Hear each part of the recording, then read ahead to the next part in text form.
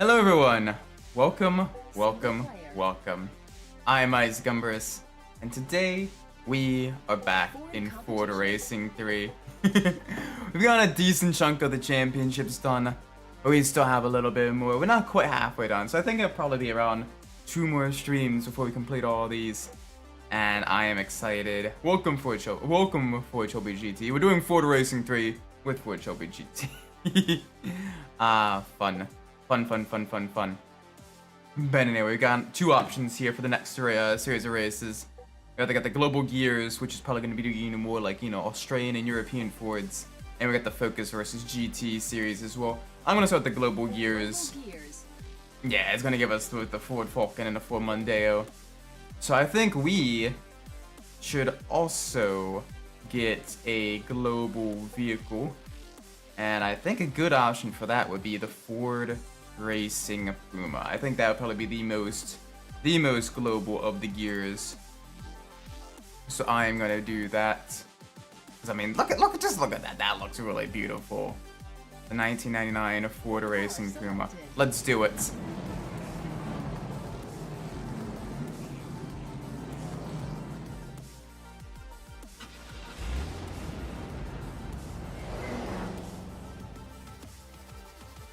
But yes, this is going to be great.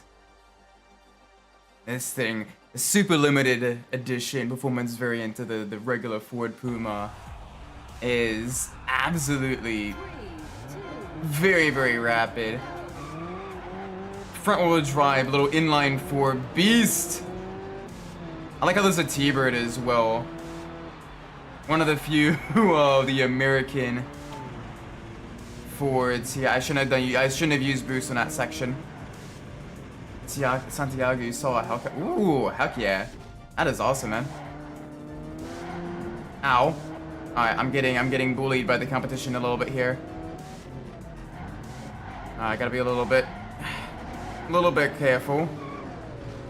Ow, hi, can you not run me off the road? What was their problem? Alright, that cost me a position.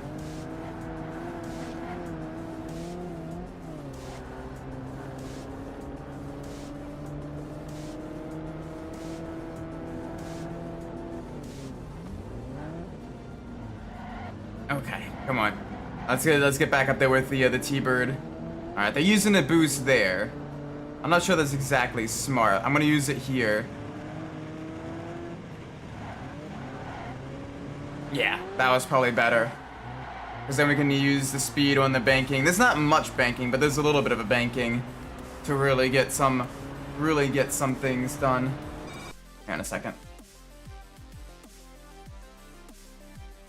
Hang on a second, my apologies. Gotta get one thing adjusted. There we go. Alright, come on. There we go. Smooth through the turn. I got 2 more laps of the first race. We got a whole gaggle of cars behind us. Some European, some American, some Australian. Alright, so yeah, using the boost out of that hairpin there. Because the boost, it seems, gives you a lot more traction as well. Might not actually be a bad idea. As it seems to kind of basically just kind of give you a lot more traction through the corners. Because like if you use it there, like it is genuinely just rapid acceleration out of the hairpin. So that may actually be the best way to use the boost is on the trickier corner complexes, just because it'll consistently give you lots of grip. It's kind of almost like the Need for Speed Most Wanted boost then, where boosting increases traction alongside power. Yep. All right. Only five gears. I think that's actually right for the. I think that was actually right for the time. I believe it was only a 5-speed close ratio transmission. That seems about right.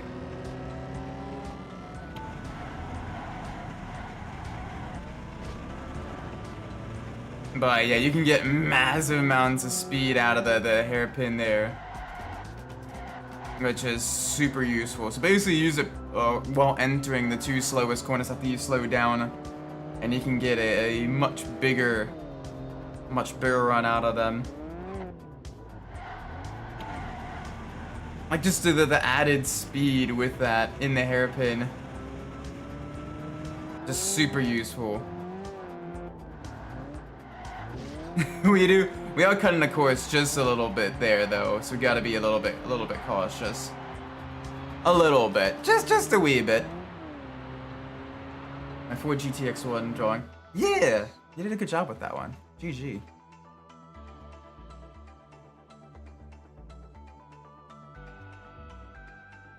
Oh man. There we go. First round, 10 points. Another cool thing about the Ford Racing Puma is it was designed to incorporate WRC technology into a road legal sports car, and it was really cool. Only around 500 units were only 500 units were made total, all in the UK. There was a plan for more being sold elsewhere, another 500 being sold in Germany. But only British models were made, so it is a little bit of a collector's item now, despite it not being super old. I said it's about 26 years old. Prices are creeping up. Ford European car, yes it is, and a beautiful Ford European car as well.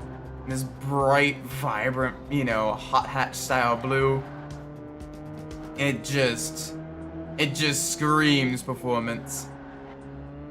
Doesn't exactly work as well with the fall foliage compared to a different color, but it's still not bad. There we go, over the bridge.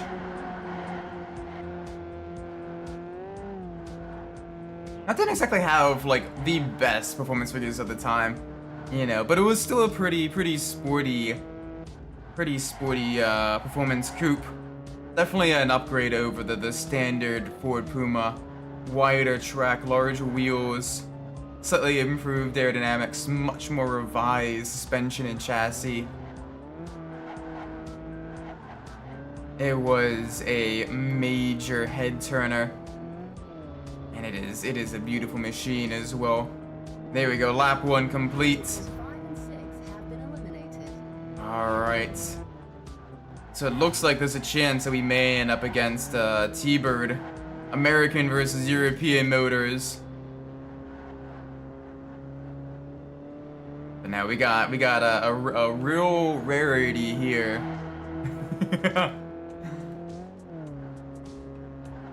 Honestly, it's a shame that the Ford Racing Puma doesn't get more love in other racing games. It doesn't really show up that much. It's a beautiful car. Like, I genuinely like the look of it. It's a shame we didn't get any kind of performance variants of this in the States. Where I believe it was sold as I think it was sold as the Mercury Cougar here in the States. The Ford Puma. By the way, it's a bit of a shame because it is absolutely awesome looking. Ford had a lot of great kind of like sport compact cars in the late 90s, early 2000s. Granted, a decent amount of them were like European only, but still, some good stuff there. I also like how in the modern class, you do have one oddball with the 78 Ford Capri. They're like, it's kind of too fast for the classics class, but it isn't exactly quick enough for the performance class. We're gonna kind of put it here and hope for the best. Rip.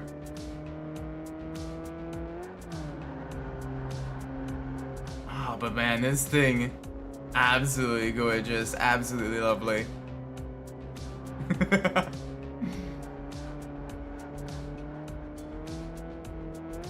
Now the standard Puma was conceived in 1993, with it being a 2+2 coupe, and that sold fairly well as well, with a little over 130,000 units sold across Europe.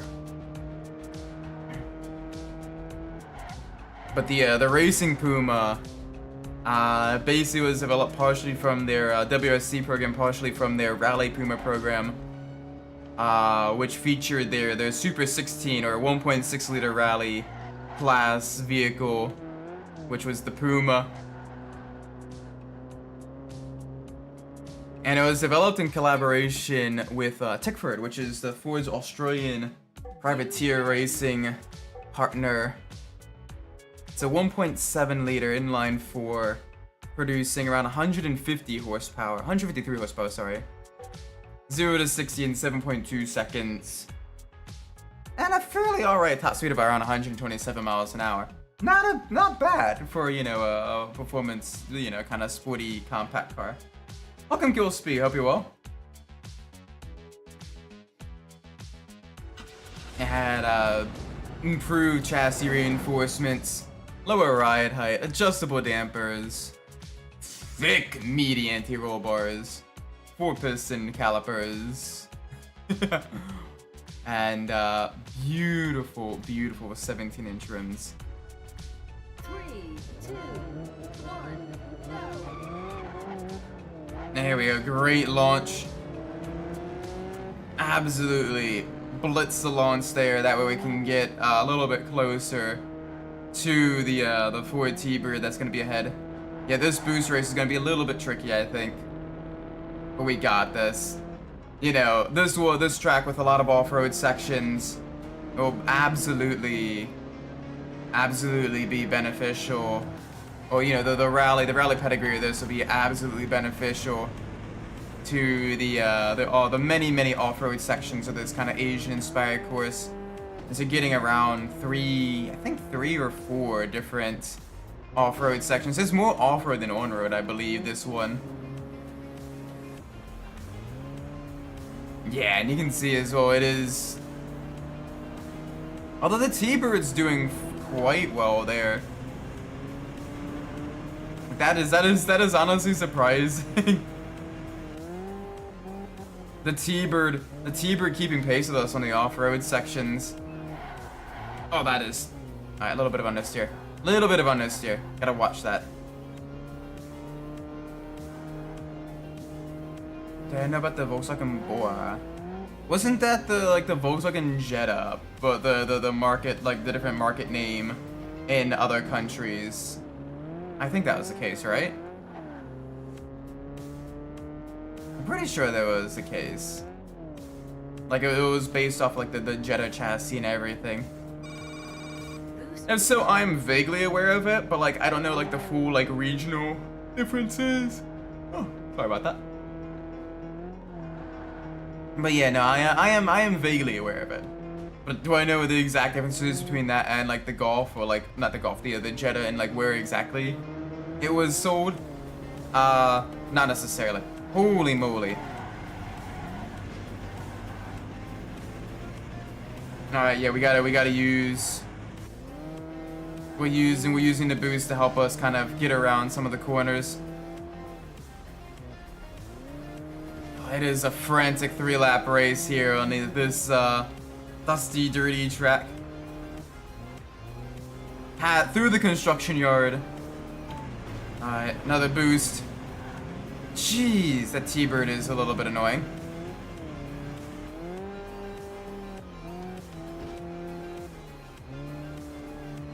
Alright, there we go.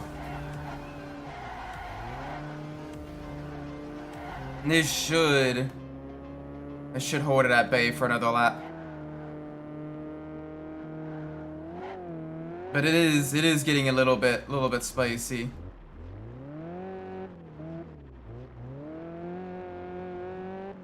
Slight bit of understeer on the exit of that corner.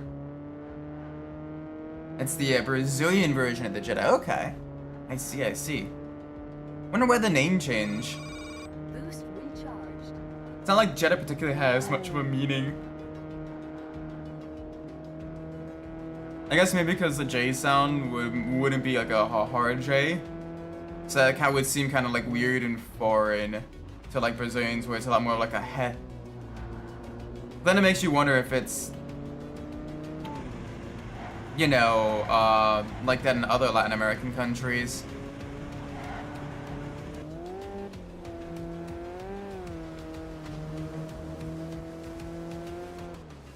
Then again, Brazil is unique in that they speak Portuguese, whereas a lot of other South American countries speak Spanish.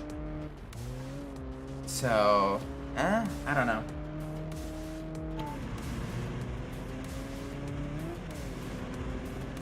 Come on, give me the boost. Oh yeah, and understeer. The understeer is real. But we're a lot closer now to the finish. Come on.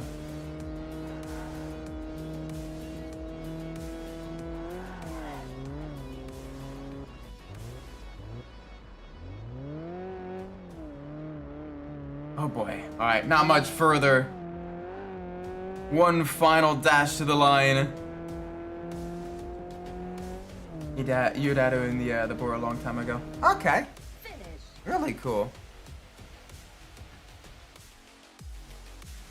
Oh boy. That is a beautiful car as well. You win.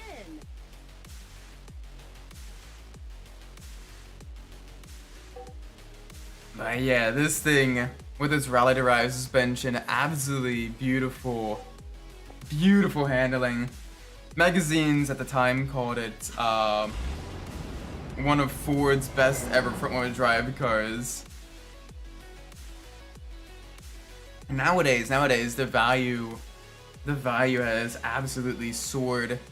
Expect to pay around 30 to 40 grand for one in a lot of modern contexts, especially those in good condition, as there's only around 200 to 300 total survivors, down from the initial 500 that were initially produced. Bit of a shame. There was originally going to be a plan for 1,000 produced, but due to market issues and everything and some financial struggles, only 500 for the UK market. Bit of a shame on that one, but it's still really, really cool. There we go, up into the lead!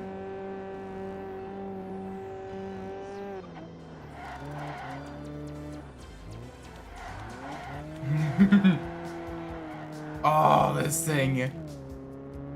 It sounds so good too. The buzzy little inline 4. Absolute screamer. Only about 150 horsepower, which is a little bit less than I was expecting, but it's still like, it is absolutely lovely. I'd love to take one of these in anger around like a tight British track, something like Oldham Park. Vehicles 5 and 6 have been eliminated. Oh, alright, both the Australian Fords are gone. Come on, I'm hoping the Capri can hold on here. It looks like that T-Bird might be the one to really watch out for. And the only downside is the bright blue doesn't really work as well with the kind of fall foliage and everything. Welcome, Jaden. Rematch just got an update, and I hate it. It makes it so much more easier to go as the keeper, which sounds nice until you're the one trying to. Ah.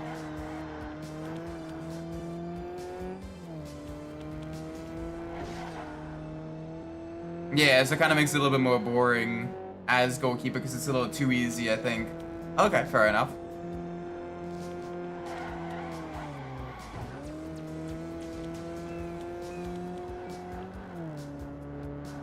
But then you end up with probably like a lot of like the tiebreakers and everything like that, or like, you know, 0-0 games. Vehicles 3 and 4 Oh, there's 2 more down. eliminated. Yep. Okay, so it is now just the limited edition Thunderbird. All right, let's do this. Let's do this, chat.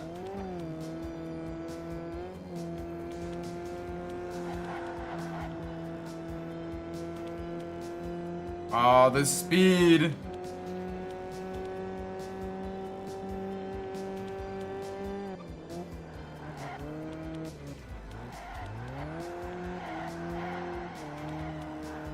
We're laying down a little bit of rubber there. Laying down just a little bits in the Ford Racing Puma. Past the marina for the final time. At least for this race. Gosh, could you imagine living in like one of those houses right there? It's gotta be super cool just waking up, looking out your window, and seeing like all the boats in the harbor, all the boats in the marina and everything. Finish. Oh, that is a beautiful machine. You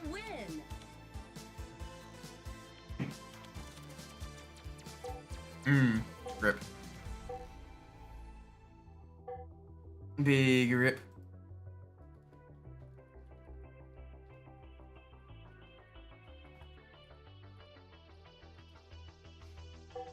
Alright. Next rounds. It's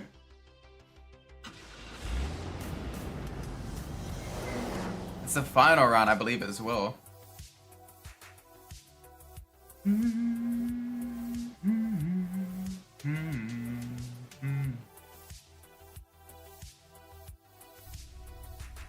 Ooh, okay. 3, Here we go. 1, go. Really good start.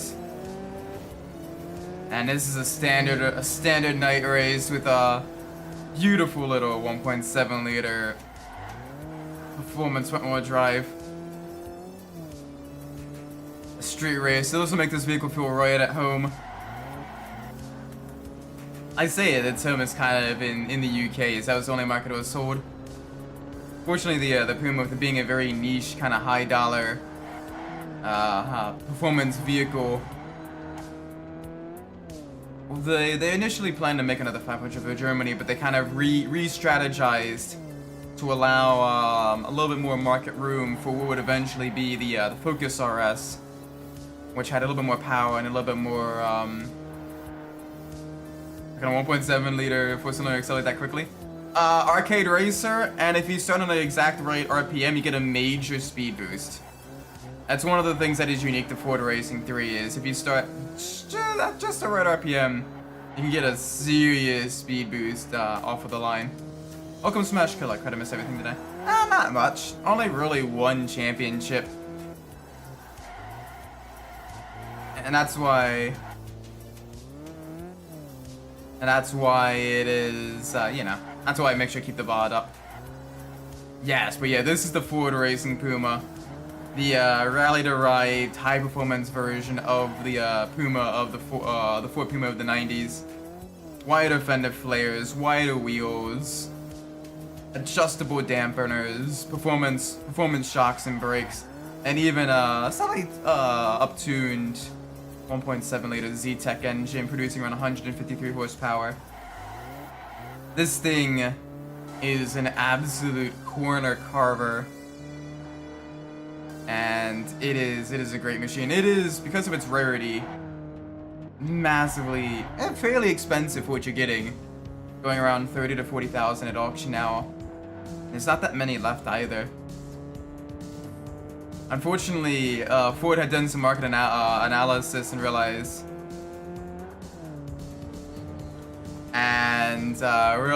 that selling to the rest of mainland Europe, especially because the Ford Rally program didn't have as much of a mainstream presence there as it did in the UK, that it wouldn't be as big of it would be a much harder seller.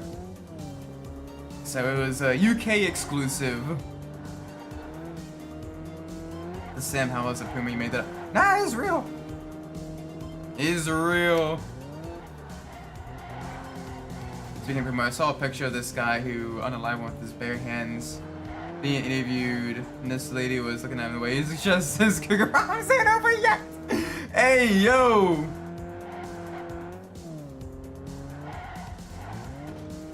I mean. Final lap.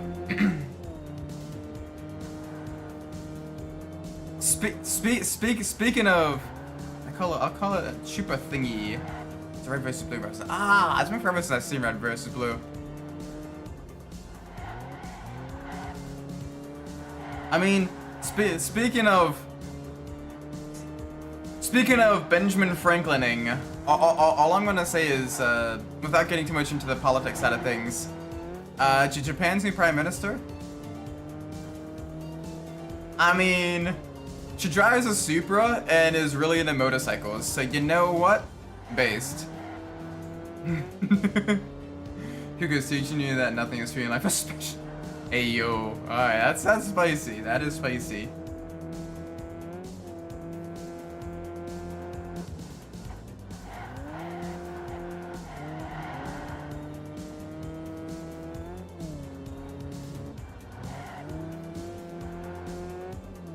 Mew.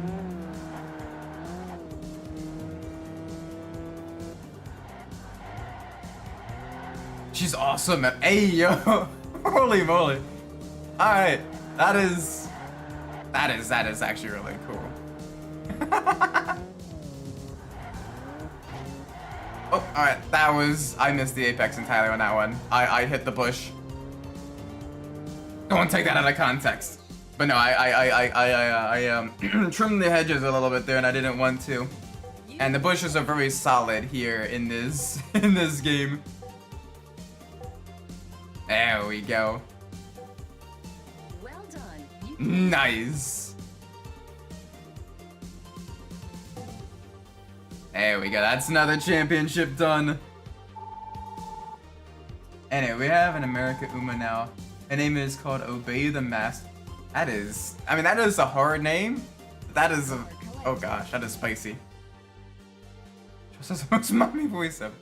I'm not heard her speak, so I can't comment on that one. Livery pack collected. Collected. Yes. Oh, that's a beautiful trophy, actually. I like that one. Competition unlocked.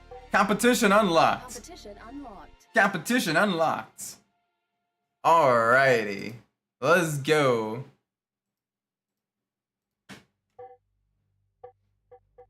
Alright, we can do either Focus versus GT. I'm gonna do original races first. Original races.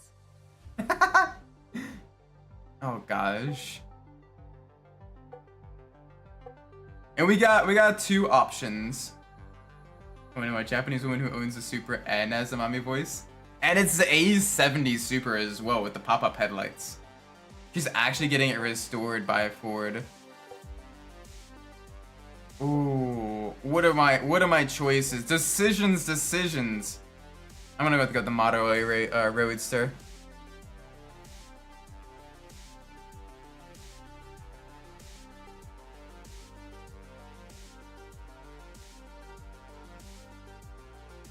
Car selected. Yes. Let's go with the Model A. I mean, the Model A looks a little bit better than the Model T. Kind of got that hot rod-ish vibe. It was the final iteration of the iconic Model A series. It only had a fairly short run as well, with only from 1927 to 1931. Whereas the Model T had a much longer run time. 3, 2, Still great though.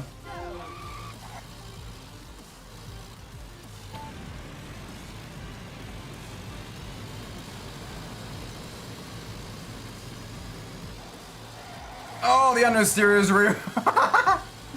It can't handle going at its max speed.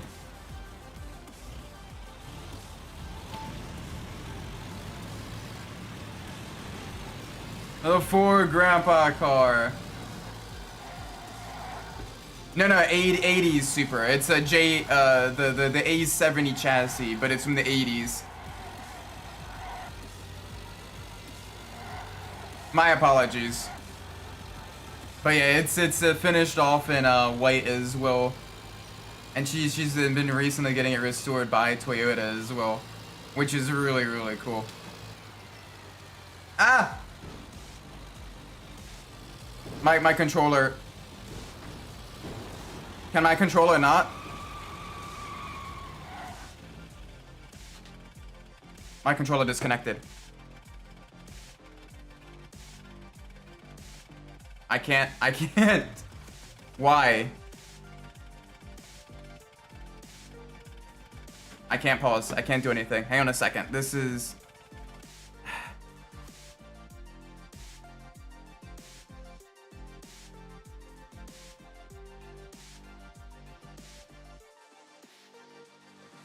Why are you like this? Isaac Scuff is real? Probably. Hang on a sec. So that's annoying. Thankfully, we're fairly... So Bowman's right? Yes, indeed. Oh, boy.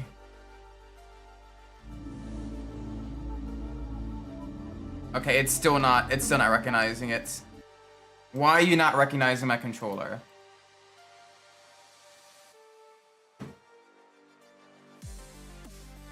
Someone called to you for text. What? For real. I got... Why are you being... It's being stupid.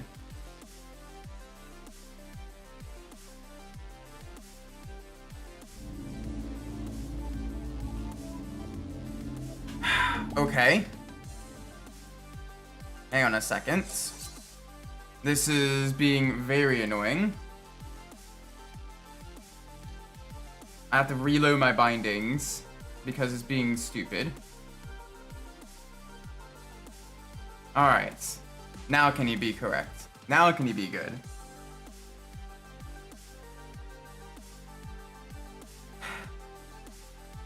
There we go. Thank you.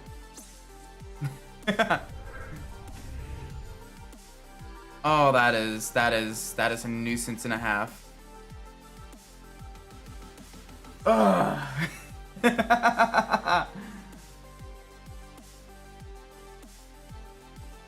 Alright. Welcome to Ford Racing. Yeah, 3. welcome to Ford Racing 3. Single player. Ford competition. Thankfully, we didn't lose much time at all on that. Car. So we're gonna go back into this.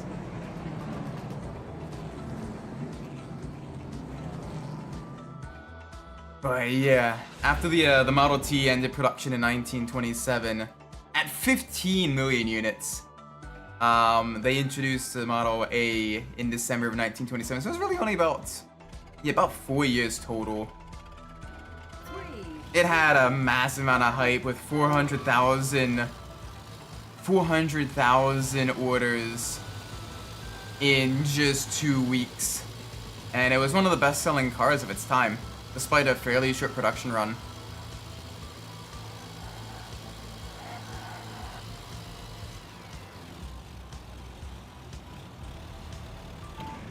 There we go. Come on, let's move.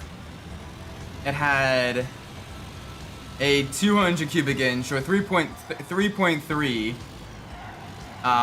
liter inline 4 with side valve heads. Not even overhead valves, side head valve. Oh, sorry, L head valves, side valves. And it produced a whopping 40 horsepower. What a very solid, actually, 128 foot-pounds of torque. So that was pretty based. It had a 3-speed manual, so this game isn't exactly accurate even when in this car. Oh boy. Alright, come on. Let's get through the corner.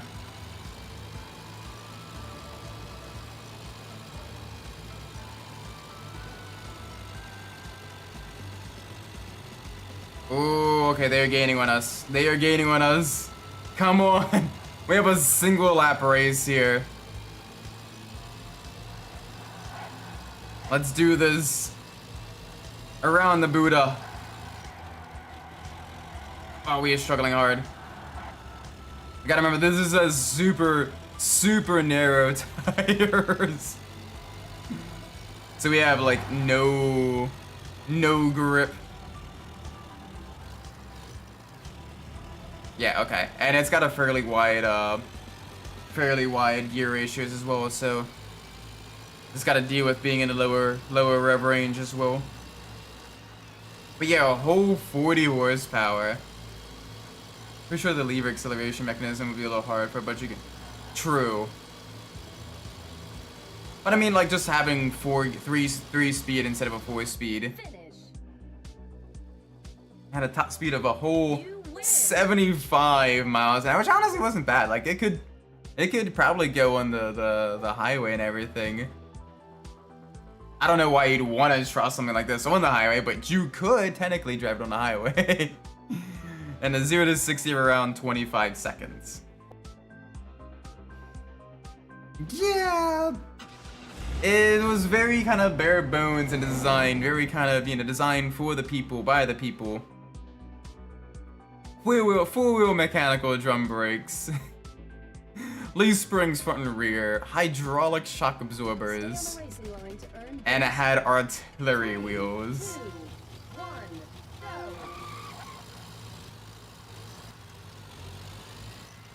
Must have let you hook up a Densho Digo controller. Yeah.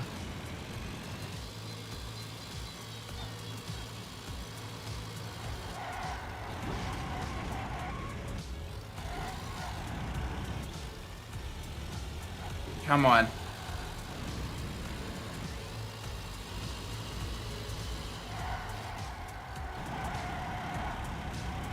Oh, that's the way to do it. That's the way to do it. You gain the boost on the straights, and then you use it to get rid of the understeer in the corners. Oh, that is smart.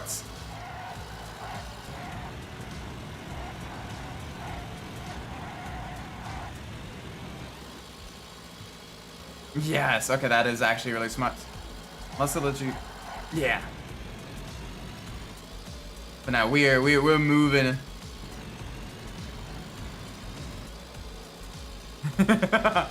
We're absolutely schmoving.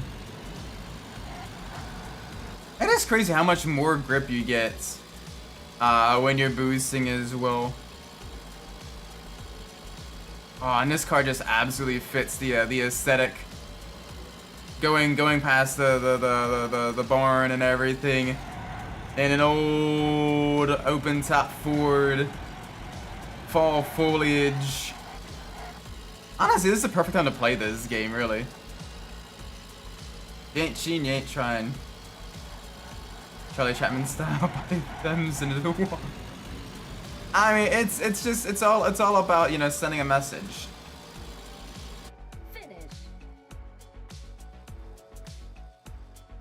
Oh, this is great though.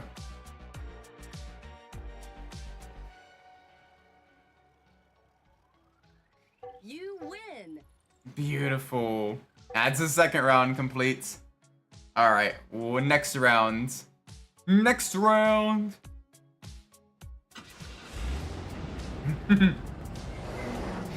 But yeah, this is even the last year it was made as well before being replaced by the Model B. As well as the model, 3, 2.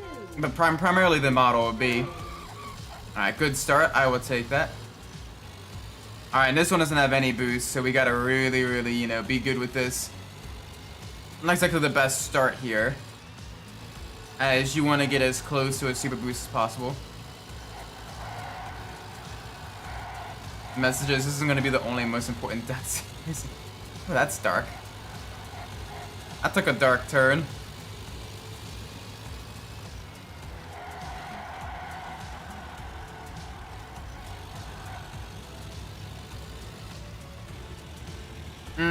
Okay, there we go. We're up ahead. 3 more to pass. Got some real good speed there. Coming out of that corner. Absolutely got the momentum down. Past the Model T, past the Model A. This is adorable though. That's honestly one of my favorite championships in the game.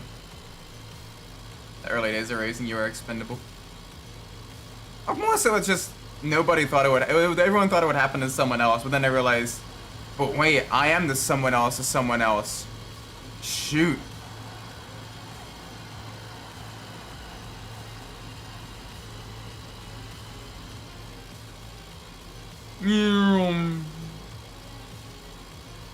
Oh, this thing. It is beautiful though. Oh, even got some air time. Put a little bit more stress on the leaf springs.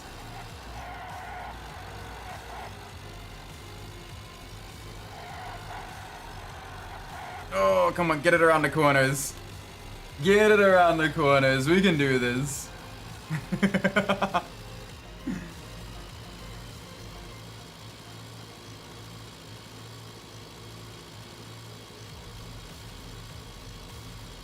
Bring back the klaxon horns.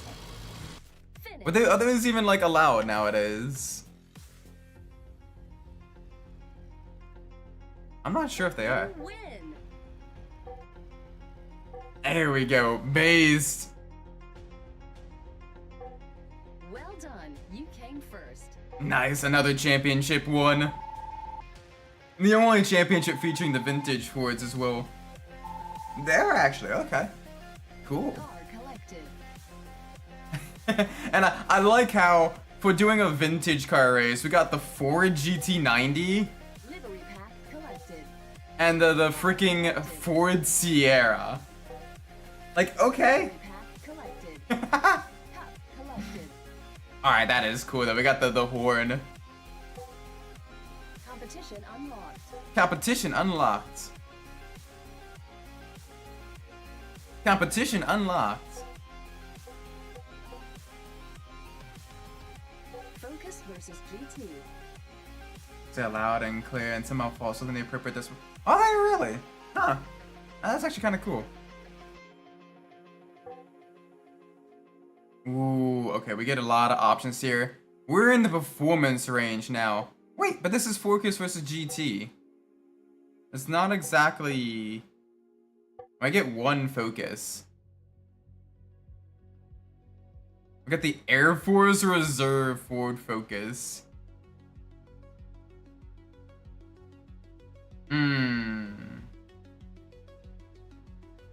What else we got? So we got that. We got the Mustang GT. Got the GT90. So I'm gonna either do a Focus or a GT variant. I kind of want to do this one, the Air Force Reserve Ford Focus. This is an interesting one.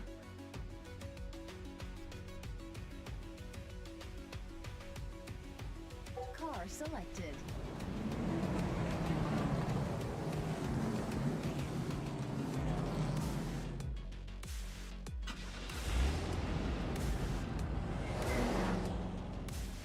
Could I just be like, it's not a Golf, so I guess it's better than nothing.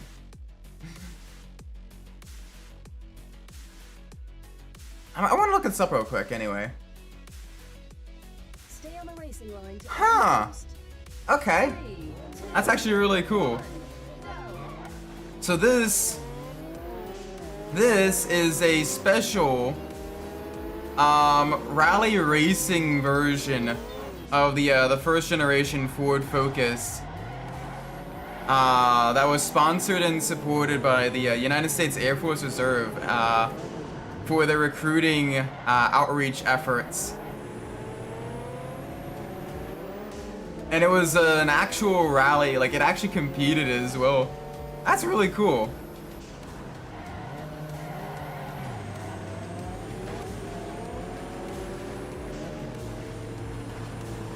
That is actually really cool. So basically racing a rally car against other performance vehicles. That is actually really cool. And holy moly, okay, these vehicles are quick. Thankfully the rally section will be golden. But yeah, use the boost on the corners. Absolutely use the boost on the corners. That is how you do it. It's a warhorse, play sarcastic view. I mean, it's got some speed, it's got some giddy up.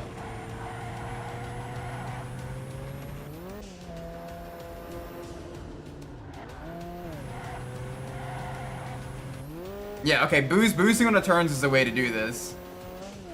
Boosting on turns, absolutely the way to do this. Okay, I still need to slow down a little bit for that one there. Like, you look at how much distance we're pulling on, like, the rest of the field by doing this. Yeah, much more useful than trying to go through the straights with the boost. and then slowing down for the turns. Absolutely quicker by a considerable margin. We only really need to drop down a gear out of top gear for the 3 hairpins. Oh gosh.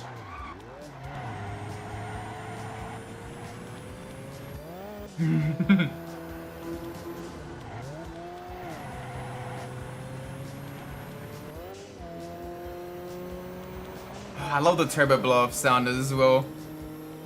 This is cool.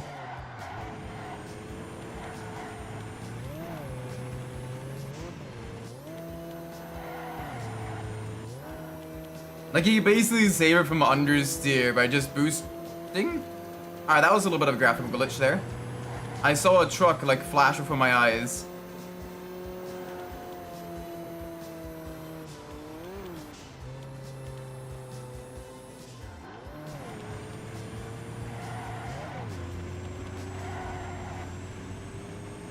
Come on, full send.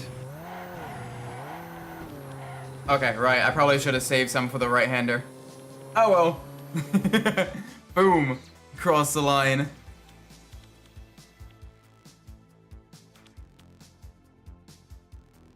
But yeah, this vehicle, it was managed by AV Sport out of Phoenix, Arizona. And the team primarily competed in the SCCA Group N Rally Championship. Yeah, even the driver, because I've been doing this, I'm actually looking this up right now. The driver, Tim O'Neill, was an Air Force veteran and a seasoned rally racer with 5 US and North American titles. So that is actually really cool. So basically, you had a former Air Force veteran racing a Ford Focus sponsored by, you know, the Air Force Reserve. That's actually really cool, actually. Oh, that is a launch. That is a launch and a half. Let's go.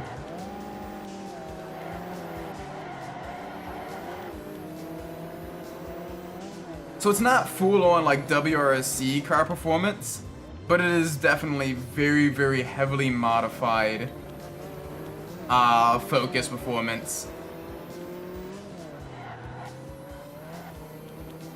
So this is really, really cool. Oh.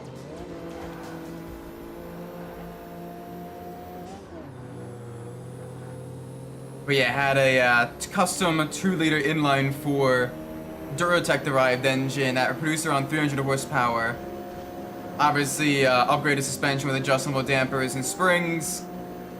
Sequential gearbox for all the goodies and quick shifts. And it was prepped to open class rules. They let us drive the Ford Quadricycle. Not in this game, unfortunately. Closest thing can drive to that is the Ford EX Concept. Welcome back. Welcome to the stream. Hope you've been well. Right now we are driving essentially a Focus. Looks like a Among Us crewmate. A little bit. He's got a little bit of a head trauma, but maybe he's, you know, the imposter got him and bonked him. Oh no, one of the Focus brothers. Focus brother, no! Oh gosh, alright, we got a Ford GT right up our ass. It really is Focus versus GT here. Whoa! Looks like the YouTube animated bird. A little bit. Kind of like a little bit of that silhouette as well. Ooh, come on, the GT's up our inside. And this is an elimination race as well, so we need to make sure we don't fall too far behind in any capacity.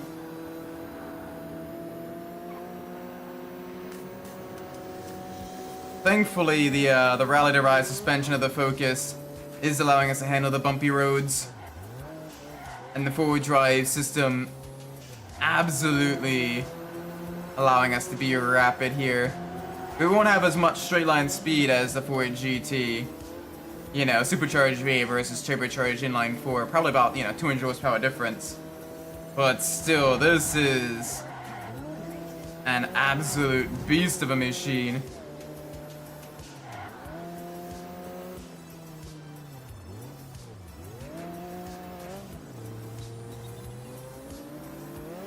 Okay, come on. Ford GT's behind us still. I'm following with the banger soundtrack.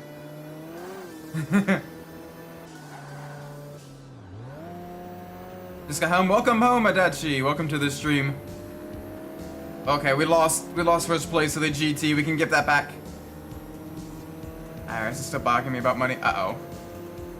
Don't get arrested, please.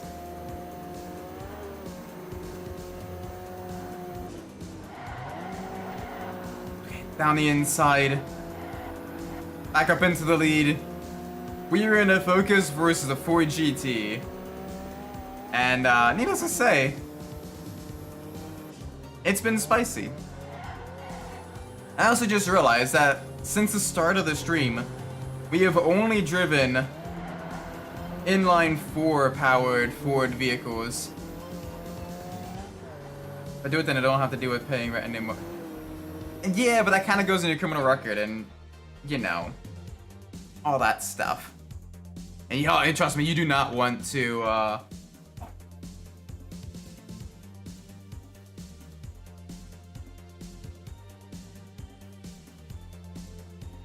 you do not want to, don't claim insanity, trust me. I already have a criminal record and can't get it. Still, But yeah, we were driving an actual rally car. This thing competed in national rallies like Snowdrift and the Olympus Rally. Which is really, really cool. I like how one of the main things of the like looking up the Air Force Focus is its actual role in Ford Racing 3. That is hilarious. So little was known about this vehicle that part of its knowledge is specifically that, hey, this car is featured in Ford Racing 3.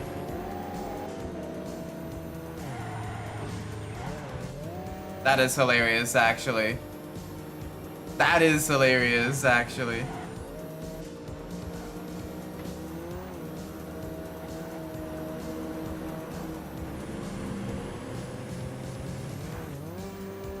Okay, we are going very fast! Oh gosh, we're bouncing. I think that is probably the longest bounce we have bounced ever.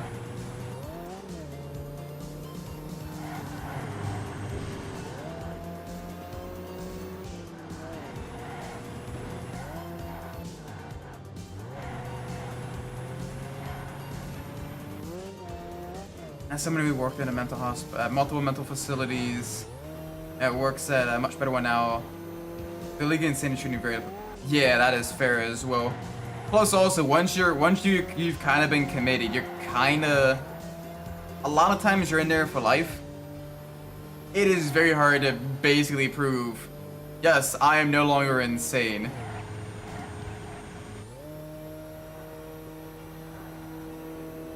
So it is.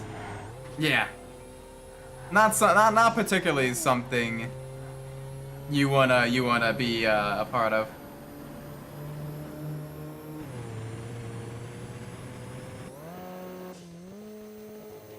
Oh gosh, don't bounce me again.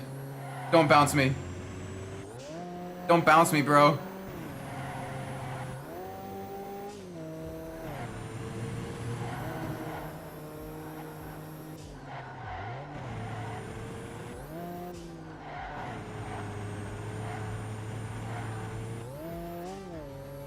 Okay, difference between like having like a mental health episode though and like actually like being like tried for like insanity though. Like for that second one. It is much more difficult to prove because you're much higher like risk or whatever. I think, to my knowledge. But yeah, either way, it is still. It's not pleasant. It is not a pleasant experience, I can imagine.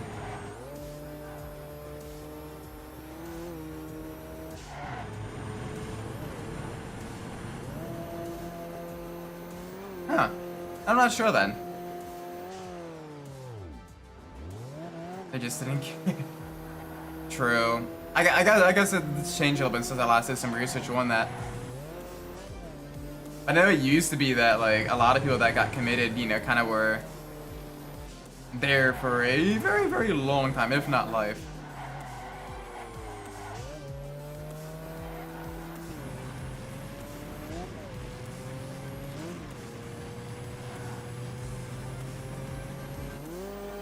Finish.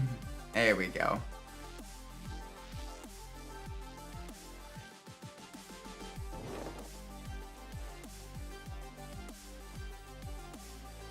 You win. Nice.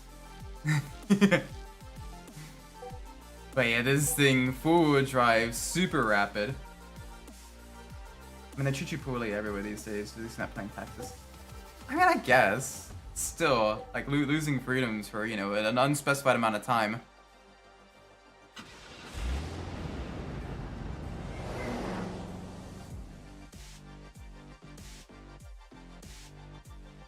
Oh, boy.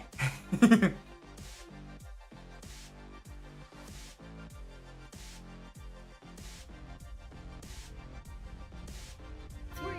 2, 1, go. Alright, good start. I'll take that.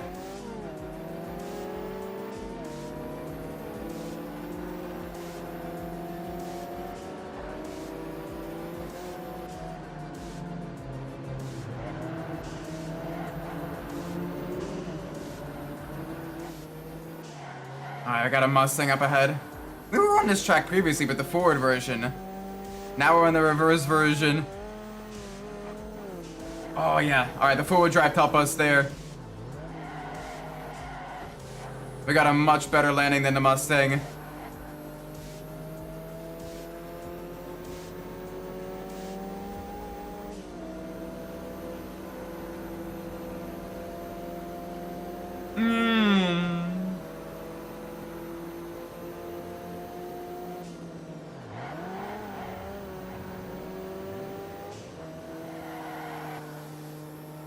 The speed of this thing. Alright, easy, easy.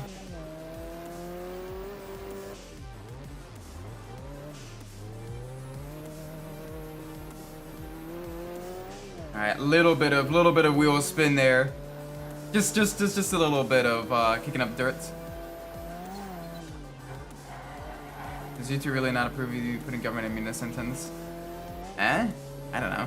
YouTube is weird with like Vehicles 5 and 6 have been eliminated. that type of stuff. YouTube's weird in general. It'll do completely innocuous things, but then it'll like, you know, like it's entirely random sometimes, it seems. Some things YouTube completely like blocks out, and other times it's like nope.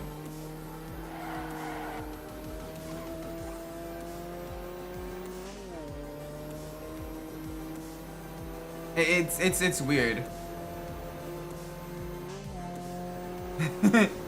like it is entirely random one. It eats the comment, doesn't send it through. That is weird. That is weird.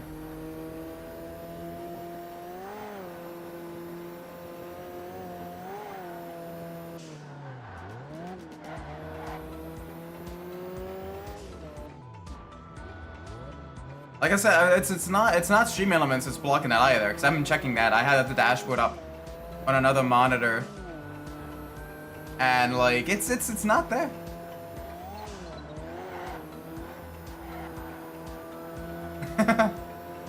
It eats it when put together.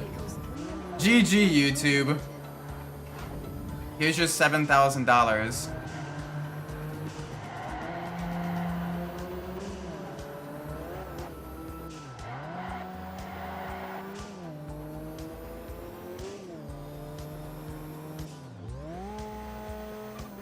Oh, okay. A little bit spicy. A little bit spicy there.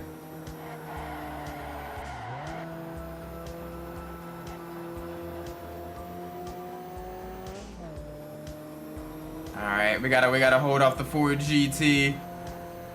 It's weird, on the Eliminator races, it's the Ford GT that's kicking butt. But in some of the other races, it's the Ford Mustang GT. So that's honestly helping us even further by not having a consistent second place finisher. It means that we don't need to worry as much about the point standings. Because those two are basically taking points away from each other. And allowing us to get ahead.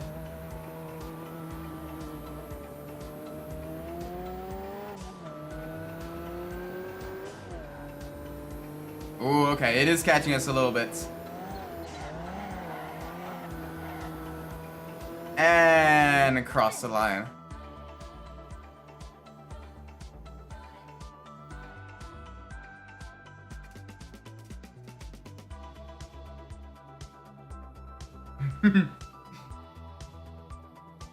You win.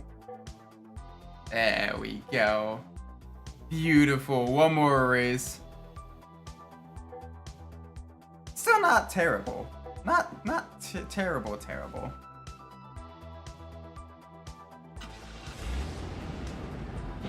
Alright, next one. Final rounds. Let's do it. Come on, let's see if this little focus can take us to victory. 3, 2, 1, go. That is actually cool. I didn't even know like that about this vehicle though. A full drive rally car in the road performance class, driven by an actual Air Force veteran. Gotta try to stink from work. Yeah, you do stink. Make sure you shower up well. Hygiene is important. Oh, gosh, that is so cool though.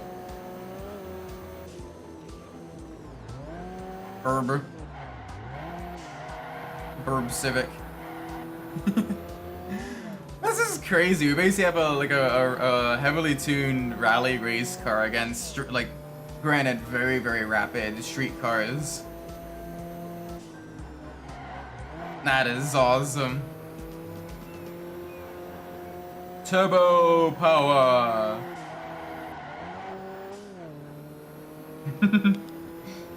There we go. First round, first lap. And it's a standard race, so no one's getting eliminated. I got a full field of very rapid Fords breathing down my neck every single lap. So we gotta be a little bit careful. Little bit cautious.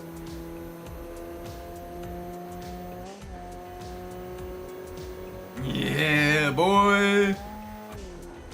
The speed.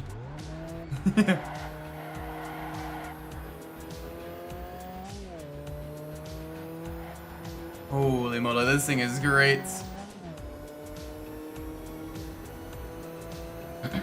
America Air Force. No V8 though, but yes, horsepower confirmed. Corn-fed. But this is a heavily modified Duratec inline 4 with a mega turbocharger on it. And 300 horsepower, all-wheel drive, sequential transmission. It is basically one stage below the WRC Focus. Though without all the crazy aero kits and everything. Less aerodynamic downforce. But still very rapid.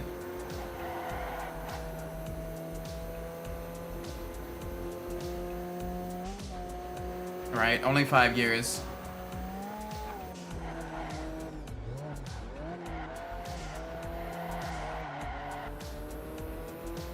Now a blitz to the finish line. Past the marina. Past all the yachts. The inline 4 buzzing past all these very top dollar mansions and hotels.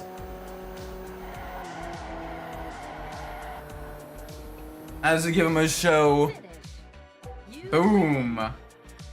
Very nice.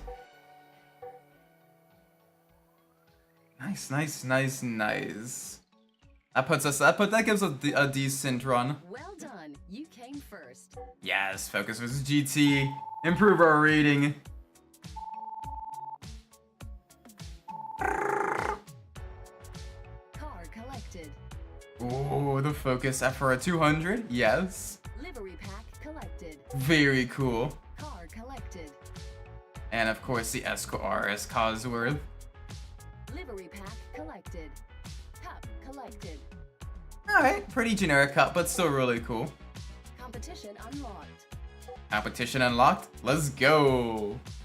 So I got some good options here. We got design concepts, and then we got rally versus trucks. It's been a while since we've done an off-road race, so we'll do this. Trucks. We will do this one. Alright.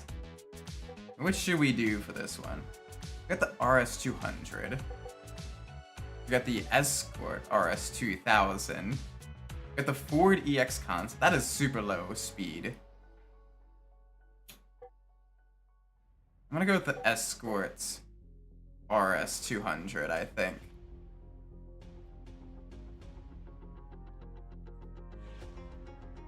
Yeah, I think this one would be good. The 73 Escort RS200. Car selected. Let's go.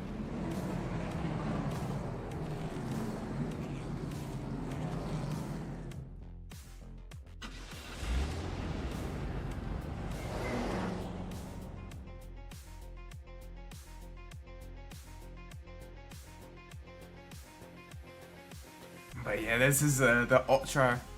Trying to figure out what the cook broke. If you need some recipes, send me what you currently got, and I can probably create something, or go through some of the books after the stream. 'Cause I got a couple of my college cookbooks that were basically cooking with like a budget and everything. So if you send me what you got, I can definitely take a look at that after the stream, if you want. Right now, I can just make pasta, I guess, and see if it... Yeah! Oh, we are sideways. We are very sideways.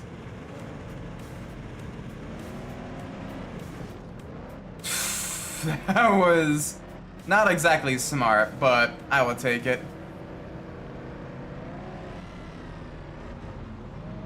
It's gonna make a Korean pancake, but it can buy green onion. Oh, jeez.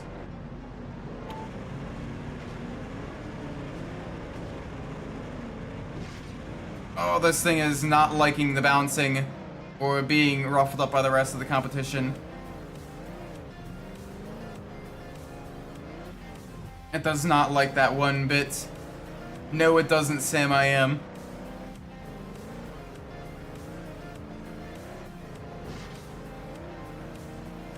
It does not like green eggs and ham.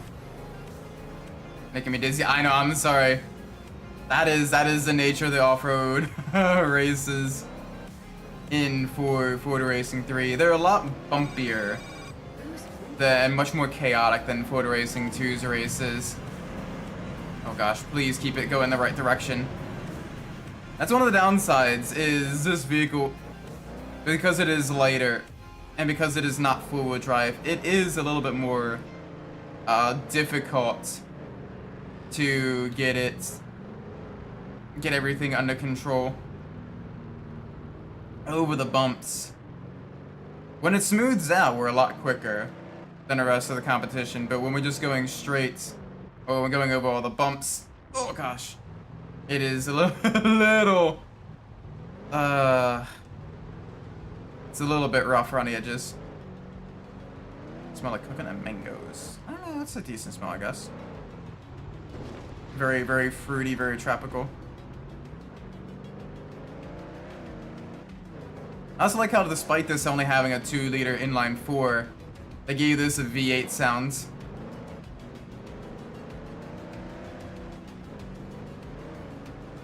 Just Ford racing things.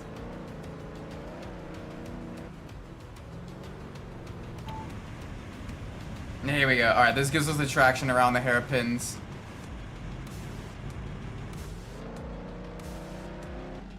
Alright, we actually gained a lot of ground on that, doing that on the hairpins. So I think that is smart. Whoa! Please, keep it straight, keep it straight, keep it straight. Oh, it's a tree. That's a bush.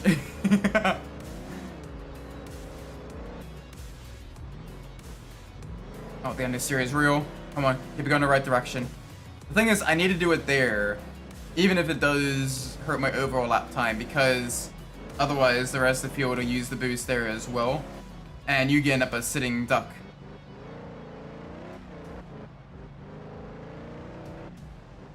I have silver hair, full mixed cars about horses, and this is a racing game. So this is an Uma Musume game. I've heard so much about. Yes, horse girl Isaac Umbras. Get yours while time lasts. Limited supply.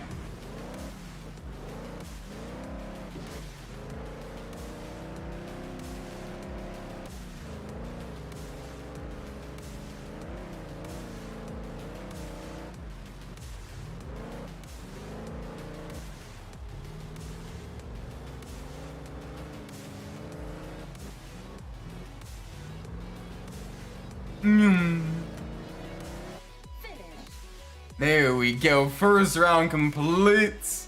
You win.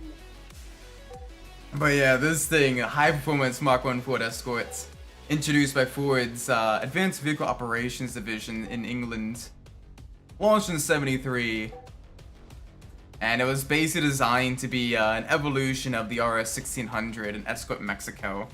Looks like a little bit.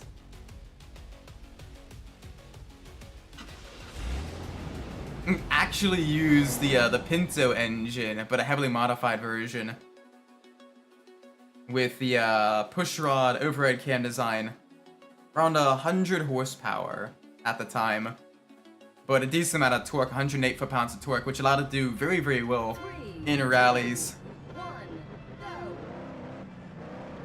4-speed manual. 0 to 60 in around 9 seconds. Top speed of 110 miles an hour. Oh yeah, this area is a lot smoother. This would be where the rally cars really shine.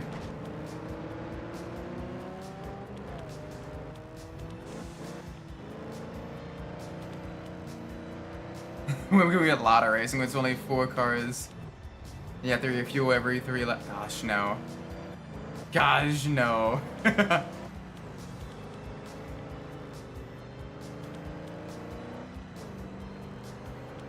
Oh, alright. They are way back there. They are way back there.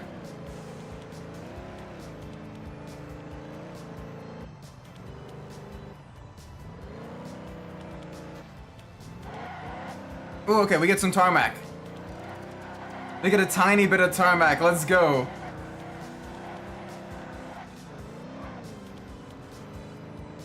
This will be where it'll really shine. Smooth tarmac. Decent power. 2-door, 4-door van, ugly model one no one buys. Don't forget about the Lada Dakar versions as well.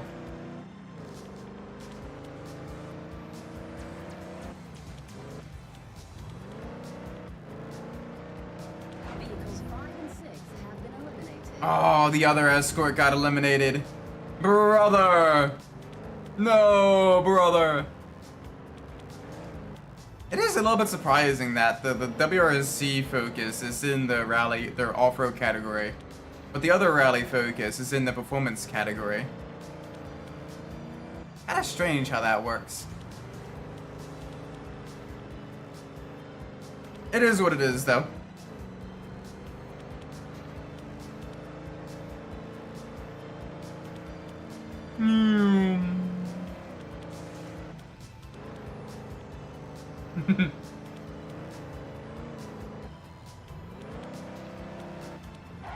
Oh boy. Alright, little bit spicy there. Get under control.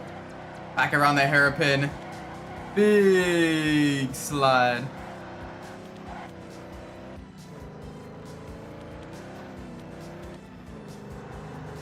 But yeah, this car has one too many gears. The real one only had 4. But YOLO, swag Messiah. Honestly, despite only having a little over 100 horsepower, it's been very, very quick in this race. Vehicles 3 and Just 4. the consistent power. Very, very nice all around.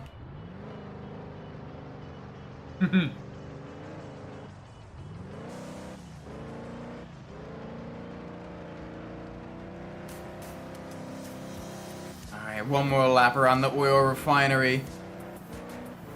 Absolutely snow covered. There's signs everywhere. What do they even say? Restricted area, I think it is. Whoops. Whoa, we were kind of breaking and entering for a night race in a very, very wintry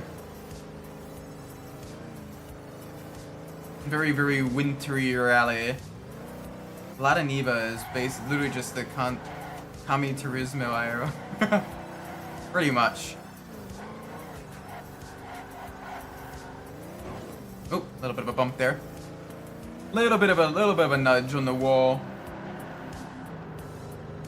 Come on, let's finish up the lap. Yeah, when we have less bumps and everything like that, we can absolutely smoke the competition in the rally cars. But when we have the bumps, we're better off in the truck.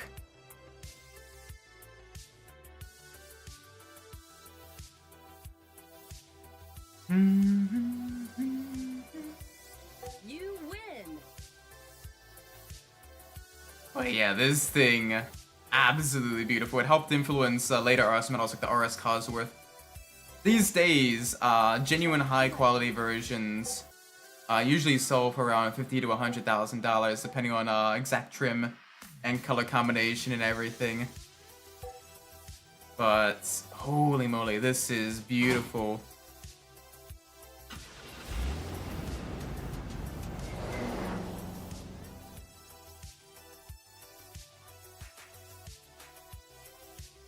This thing was also designed for Group 1 homologation, which required minimal modifications from the production car, and about 5,000 units built per year. 3, 2, 1, go.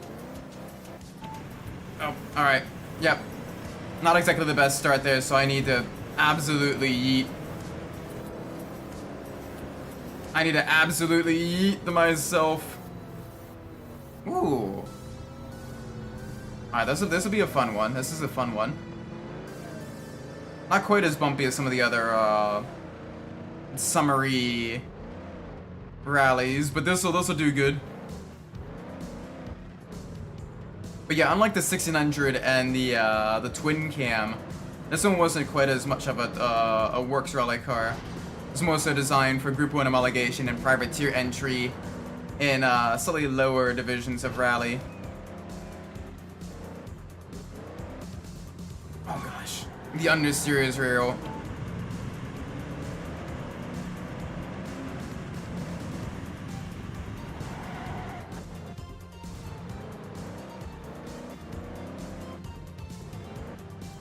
It's crazy that Consider doesn't even do the Olympics or the autopilot.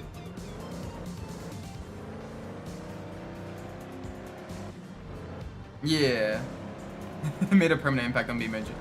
Oh, that's pretty cool though. Having an impact on yet another kind of culturally relevant game and everything like that, that is pretty cool. Or more non-cut racing games with tracks like this. Oh gosh. I think this is a little too bumpy for the physics model of this game. But for something like Rally Fusion, you get tracks like this though. Similar-ish. Where they're, you know, quite bumpy and everything like that.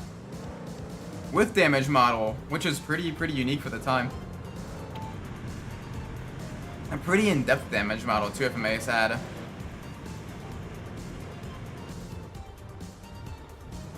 Oh, the hairpin. The hairpin is real.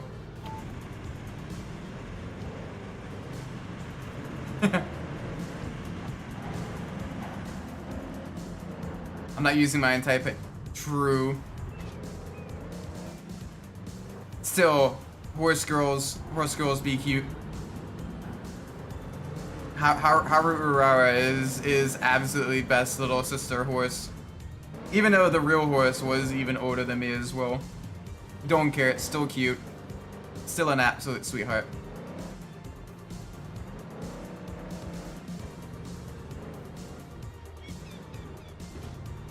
Isaac is the money. I wish. I wish I was the money. For guys in cross dressing? Ah, well, I am one of those.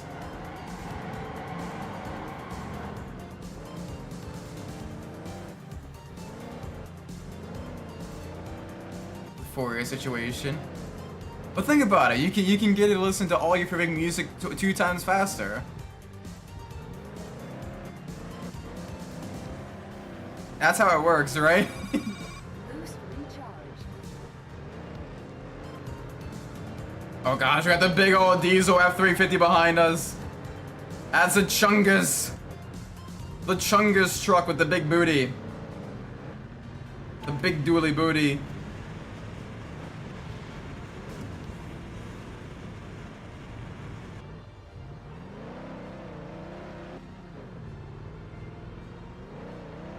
Oh gosh, the bumps. Ah, yeah, this section here gets very, oh gosh. The car does not like the bumps. The car does not like bumps. Just don't put your headphones and flip the music, will be upside down. True. I hate it when my music is upside down.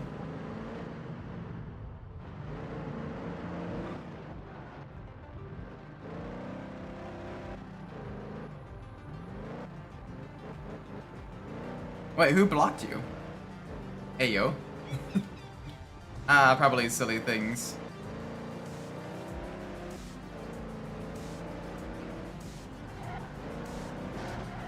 Ow, hi, that is my butt.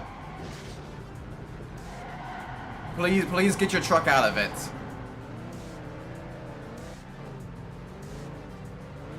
Oh gosh, that truck is very close. I don't got any more boost. I just gotta hope that he doesn't have boost either. Oh, he's right there! Way too close for comfort. I just looked behind and there's a truck catching air, a massive F350. You win. Oh. Track collected. That was scary. That was so scary. Thank you for the GGs.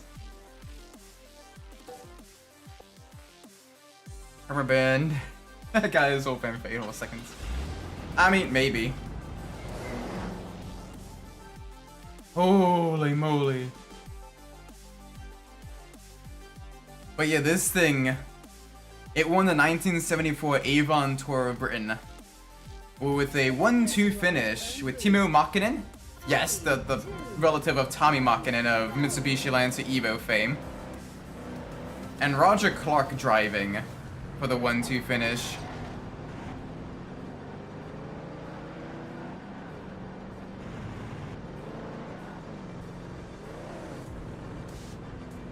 Alright. Going from warm climate to cold climate to warm climate to cold climate, back and forth. Oh gosh, it's bouncy. It is bouncy. It is very bouncy.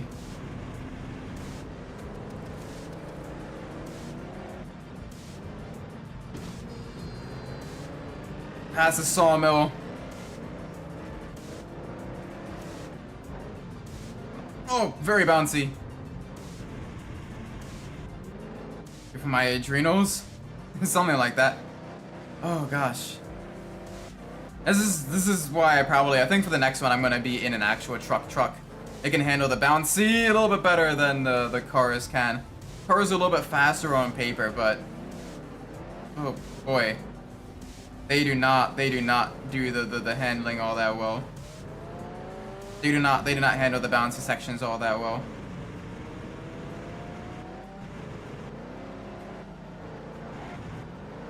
is the horse jumping section. Oh gosh. Yeah, I can't even use the boost when it turns to help stabilize the vehicle.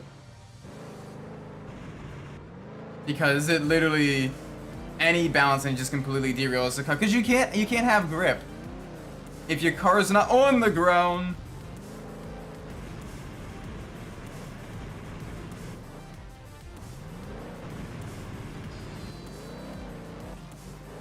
Haunts.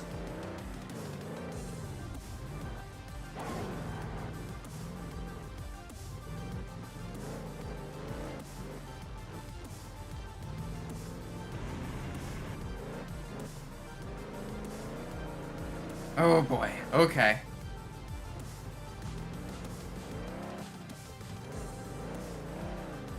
Oh, still bouncy. Way bouncy. 2 bouncy. 3 bouncy.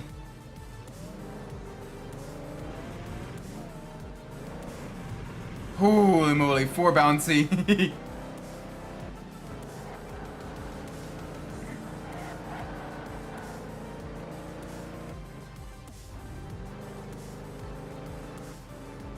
Holy moly. Yeah, that was a little bit hectic.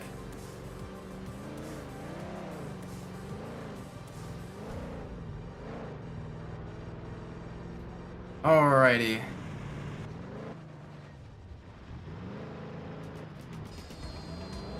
MLG driving 4 bouncy 6 me. Oh gosh. Yeah, thankfully I think the next track will be a lot less bouncy. It'll be the beach one, which will be a much more open kind of sands instead of like a rocky sands.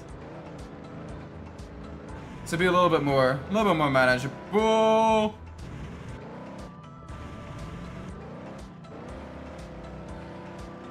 Holy cow! Another rally event that this vehicle won was the 1973 Mintex Dales Rally, which was also driven by Roger Clark. So Roger Clark won 2 different rallies for this Escort RS 200. Very, very nice. It's also used by a lot of private teams across Europe, especially mainly in the UK and Germany, where its durable engine really allowed it to do well in national rallies. Oh boy. You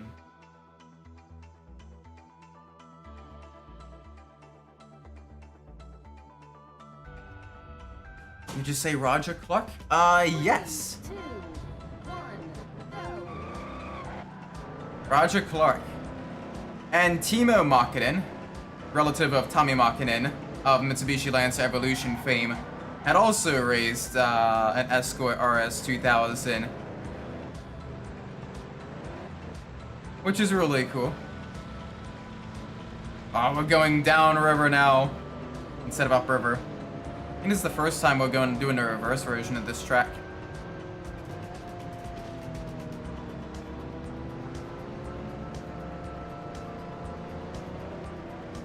There we go, nice and smooth. That's Arthur Morgan. That's not Arthur Morgan. Yeah, but no, IRL, like Roger Clark was literally like one of the drivers. One of the more famous Escort RS 2000 drivers, competing in a lot of national British level competition. A lot of RAC sanctioned rallies.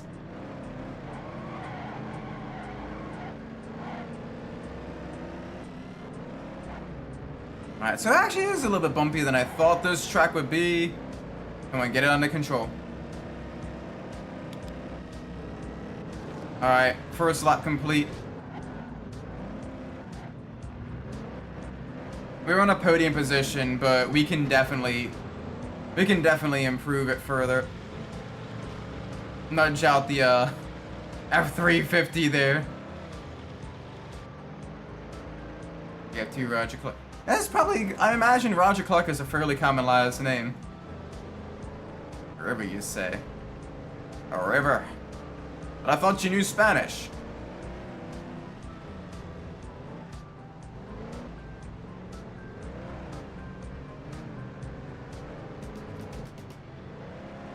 Oh boy. Come on, get under control. Get under control. I hear the diesel. I mean, the horse was led to water, but will it drink? Maybe. Maybe, maybe, maybe. Oh gosh.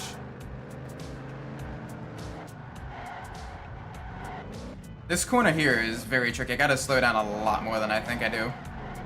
Just because of the bump and everything makes it very... makes the car really get bent out of shape. Oh, you were right up my ass. Final lap.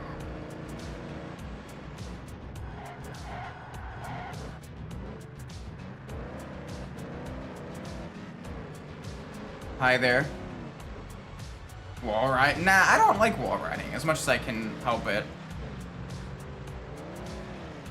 I like being as clean as I can.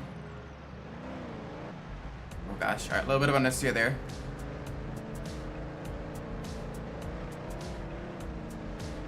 Hi there, buddy. Hey, bud.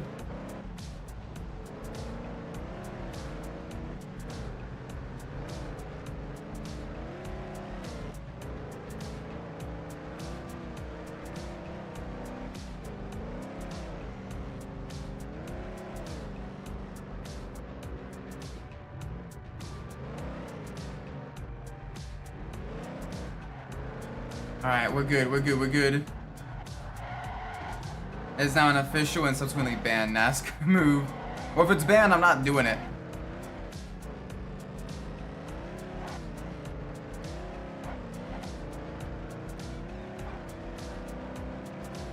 Oh, and across the line. We managed to win it. We managed to win it. Oh, good stuff. Good stuff. Track collected. Nice, got another track as well. Honestly, in a pretty good time too, all things considered. Well done. You came first. Very nice, another championship.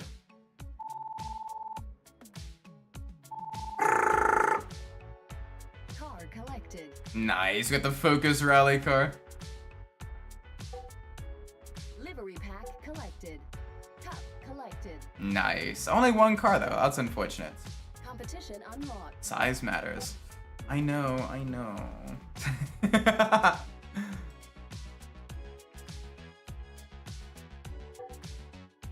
Alright, let's do the design concepts. Ooh, okay. We are starting to get into the ending stages of the championships. Design concept. Yeah, 6 races. 1923 Model T. We already got the Model T, I think. I thought. Ooh, alright, we want a concept car. What concept car do we want? Ooh. What concept car do we want? Let's say...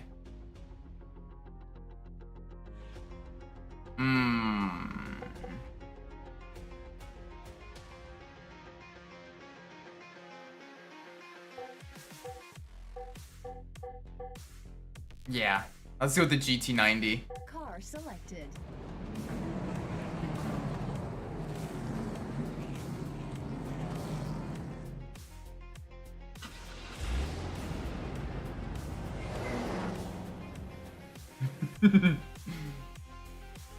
This thing, absolutely amazing. Build January 1995. It, Question Mustang Mark 1 console was an option. Yeah, the inline 4 powered one. That would be cool. Hey yo, this is not was this turbocharged? I don't think it was. I thought it was naturally aspirated V12.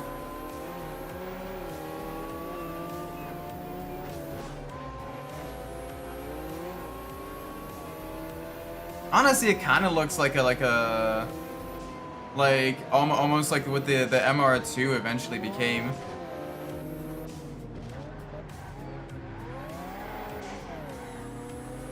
Okay, a little spicy there. Little spicy. Alright, come on, we got a lot of ground to make up. Big push.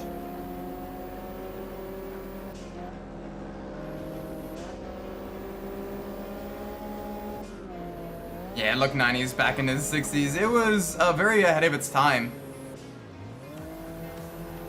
Would have been cool to see how what the Mustang was made more as like an inline 4 powered, you know, mid-engine sports car instead of the V8 powered kind of pony car it eventually became. How different the American automotive landscape would be.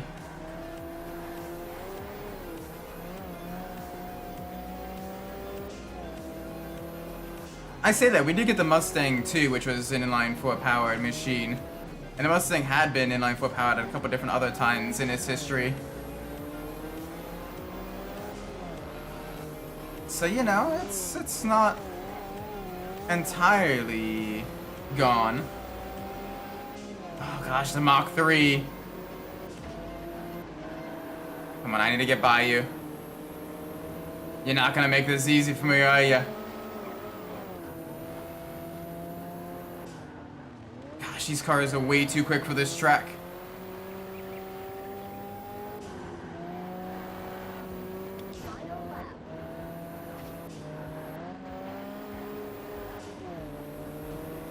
Come on. Holy moly.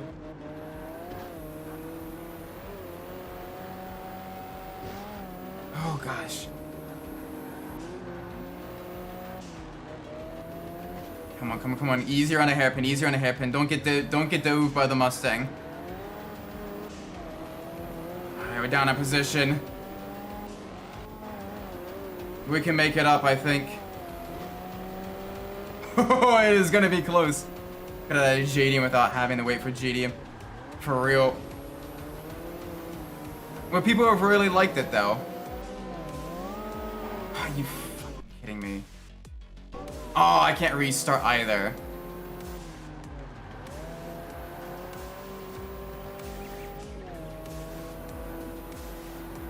Ah, second. Okay, it actually was turbocharged, quad turboed actually. So it had to have ceramic heat shields around the exhaust to prevent damage to the bodywork. Had lightweight carbon fiber panels all around. And it was, its V12 was created by mating two V8, modular V8 blocks together. That's crazy. Had an estimated 720 horsepower. 0 to 60 in 3.1 seconds.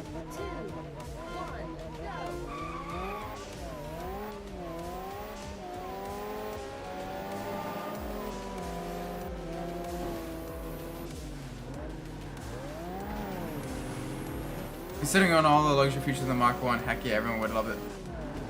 Maybe. Americans were also kind of going for like all the big, you know, kind of larger vehicles and everything, big V8 power and all that. But it would have been a cool vehicle. Not enough turbos. Welcome, Gabriel. I hope you will. Ow. Ow. Come on, I need to make sure I beat this Mustang this race. That doesn't sound like the Mustang, actually. That sounds more like, okay, that is the FR100, okay. But yeah, only 4 turbos. Like, come on, we need a turbo per cylinder.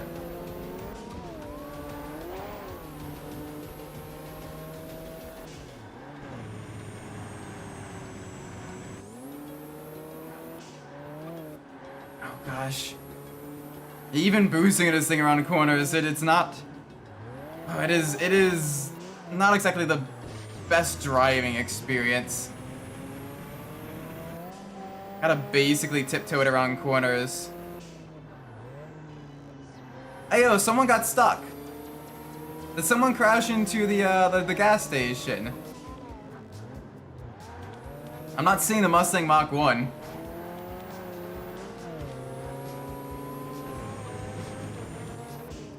That'll really shake up the championship standings. So that is the Mach 3 Mustang. I don't know why I called it the Mach 1. It was the Mach 3. Oh, yep, a little bit of a nudge.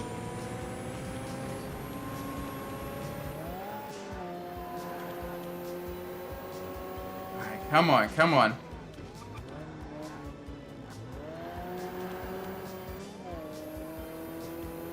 Yeah, we got an Indigo and an FR100 concept behind us. Oh boy. This is gonna be tough. Come on, give me around the turn.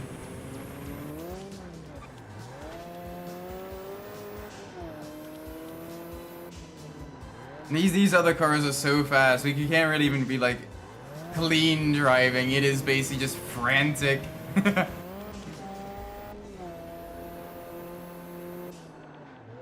It just shows just how aggressive the other drivers are once you get to the hard difficulty.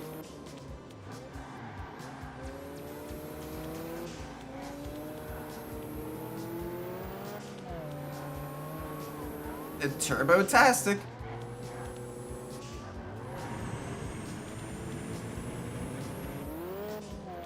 Holy moly. This is good. We should be able to get a steady gap to second place now then. And that should help us a little bit in the championship. This is only round 2 of 6. And already it is chaotic. People still want to press on. Yeah, I guess. True.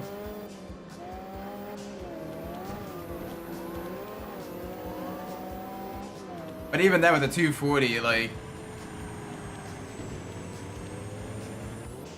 that one, like, especially for the States, had to increase the displacement shortly afterwards.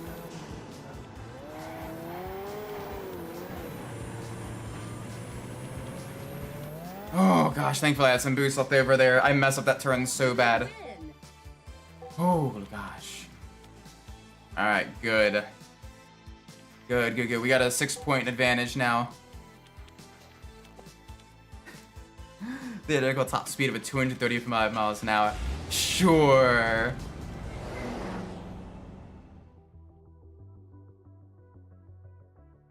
Oh boy. Alright, next race. What are we doing?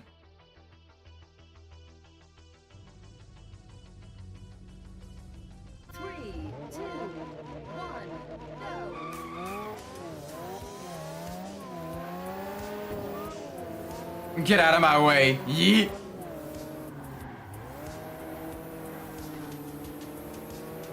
Alright, we got the Mach 3, we got the FR100, and we got the GT70 ahead.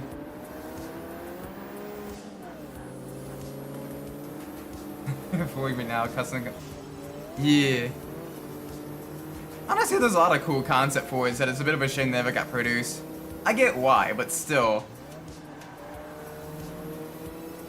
Like, some of them are genuinely pretty awesome. Tooth racetrack. The tooth hurts. Cause you got a cavity. Ow, understeer.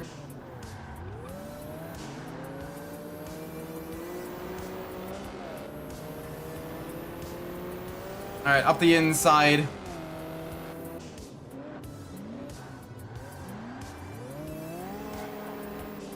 A little bit of understeer there.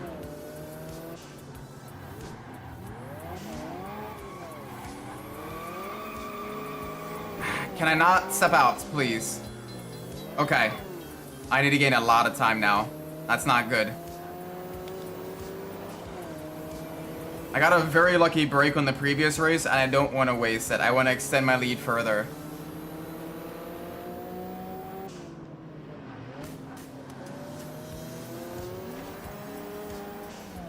Although I will say, the rear end does like stepping out of the low and mid-speed corners.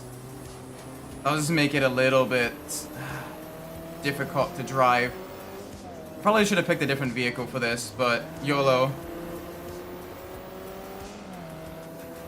We at least got some really good speed on the straights.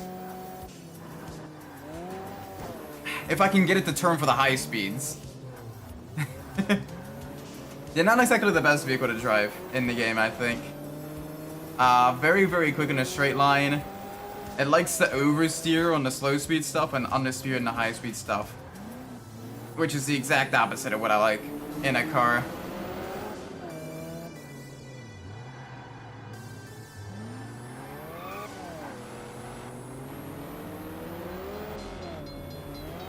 It's just crazy amounts of turbo lag, I think. Mustang Milan. Oh yeah, that one was really nice as well. Very, very gorgeous looking design.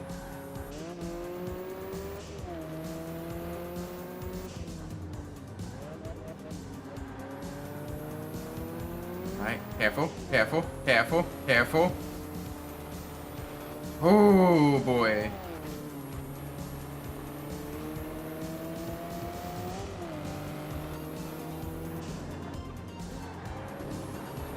Oh, that pushed me out wide. Alright, I gotta make up some ground.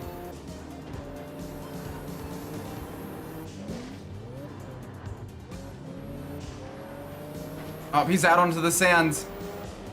There we go. Oh, there we go. That helps us. Alright, brake at the second to last telephone pole. Hi. I see you there. I got the inside for the next turn.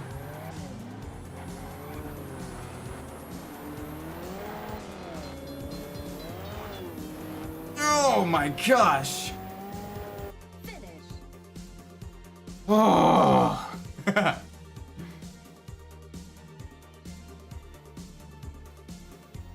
Ooh.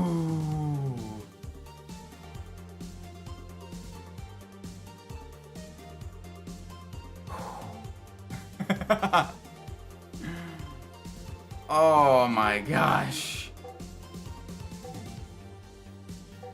My word.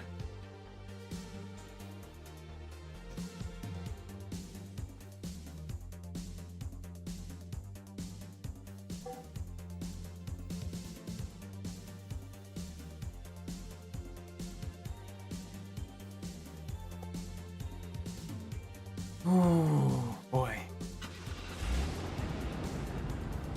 Yeah, honestly, the Mustang Milano is a pretty cool looking concept car as well. Very, very, you know, kind of Americana vibe.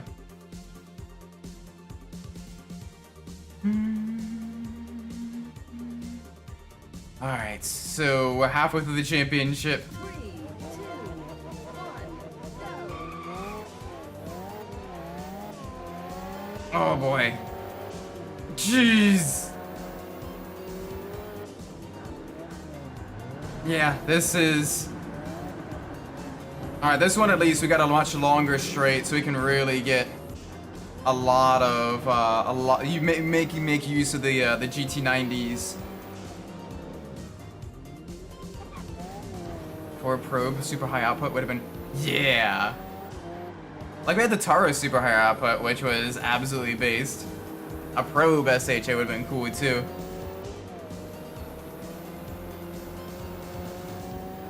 Oh yeah, once we're running, this is great. Topping out at around 190 miles an hour. So I was kind of want both the Auras. Just not the Aurora 3, right? Because that one is kind of ugly.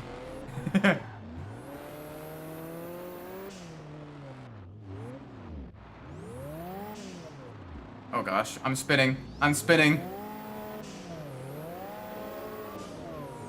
Can I get traction? Oh, that hurt me so much. But yeah, oh my gosh, the original Dodge Diora and then the later Diora 2. Yes.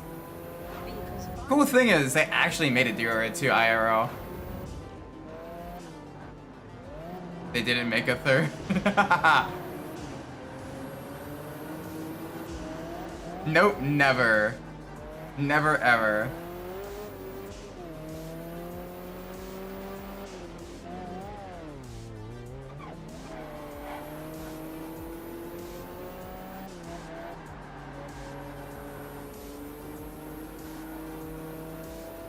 Alright, come on.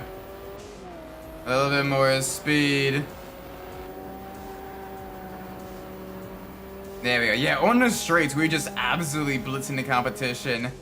But unfortunately, a lot of these tracks, you're not really able to stretch your legs with these cars that much. Top speed isn't that big of a concern. You want handling and acceleration more than anything else.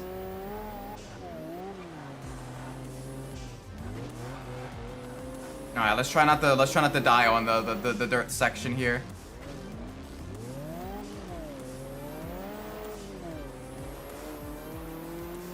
Oh gosh, it is an eliminator race as well. I forgot about that.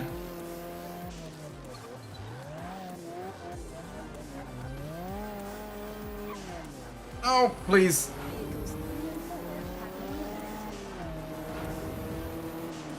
Gosh, the turbo lag. The turbo lag is real though. Hey, yo, welcome Primary Ice-T, hope you're well.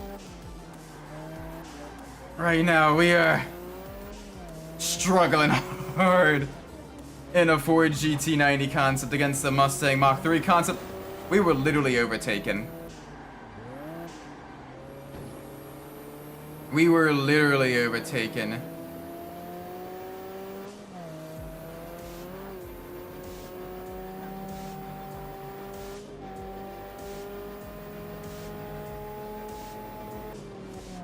Holy moly. It's fast and straight, but we absolutely die in the next section, the technical section. Hopefully I have enough of a gap.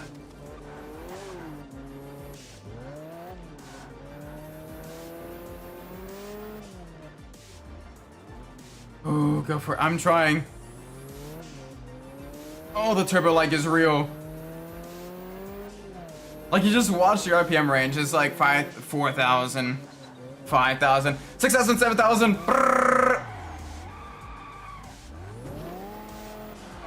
You have been eliminated. Like that. Exactly like that. Oh boy. Alright, we got 2 races left in the championship. I definitely made a bad choice with this one.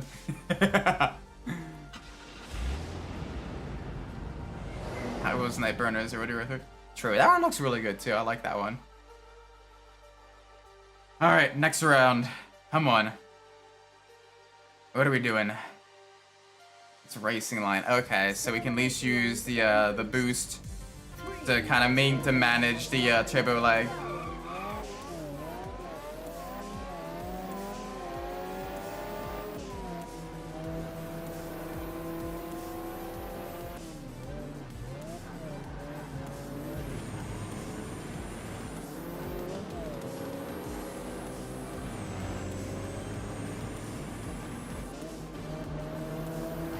Yes, come on.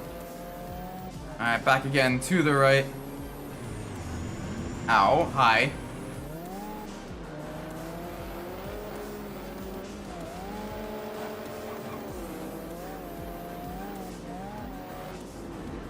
Alright, be careful over the bridge. Watch the understeer.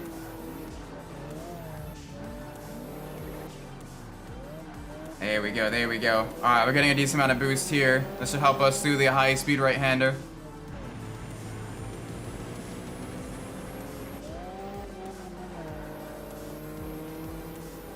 I got the FR100 behind us now, the big truck. With, I believe, the NASCAR-derived engine, I think.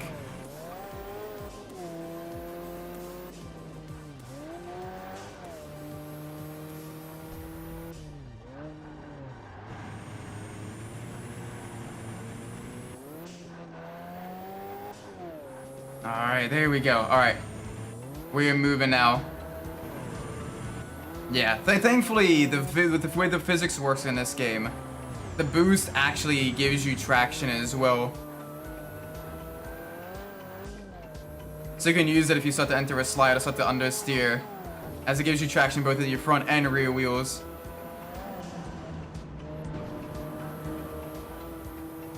Which is really useful to have. I can't even like process. I'm going too quick.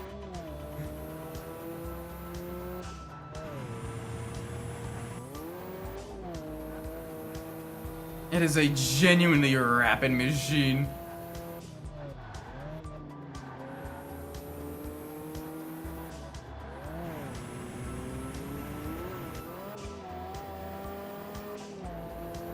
Alrighty, come on. We got this. We got this.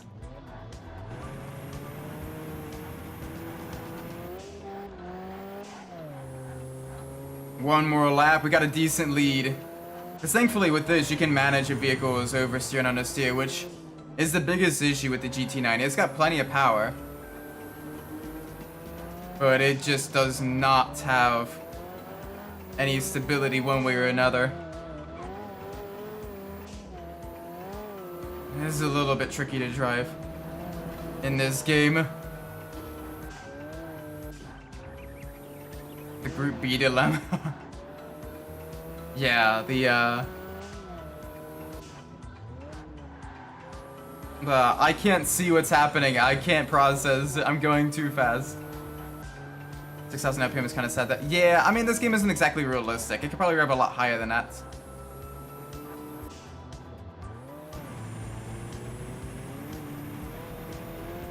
Finish. Oh, gosh. Alrighty. You win. Oh, boy. Jeez.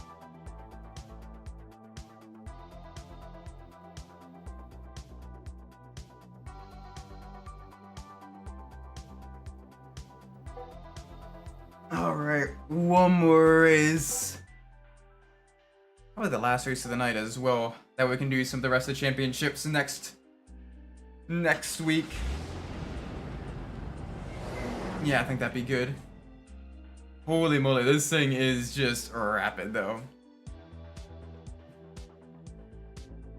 Alright, standard race at the racetrack. That is fairly technical, but we do have some high-speed sections too, so we might be able to make this work.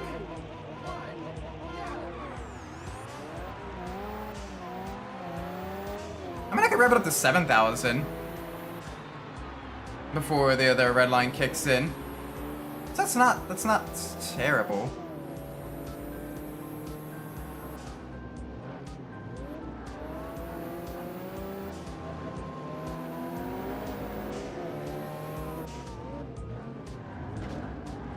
Ow, hi. Yep, hi there. Come on, up to the right.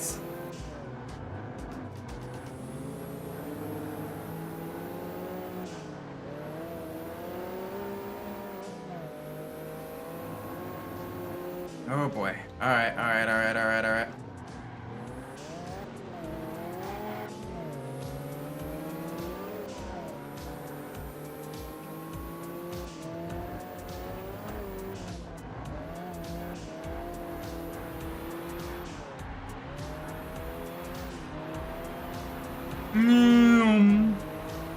up in the second after the end of the first lap.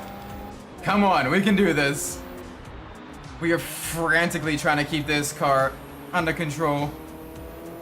Thankfully here, there's a lot less bumps, so the smoothness does help kind of manage the revs. And it's a little bit more predictable. No off-road traction loss really anywhere.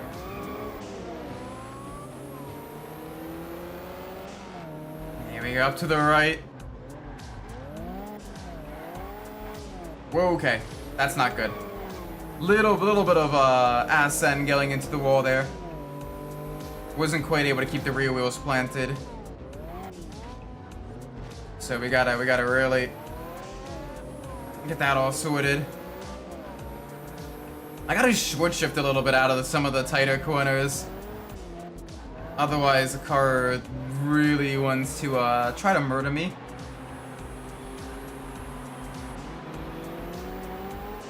But once we're moving though, the downforce does help out a little bit.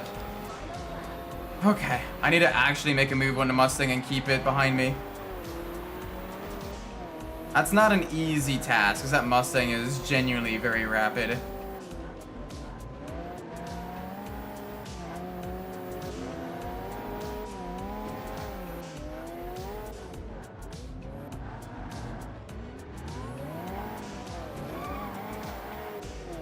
We can do this. We can do this. At the very least, we can definitely get second. But ideally, I'd like to get first. Oh boy. Yeah, GT90 was definitely a mistake. Got my hands full here.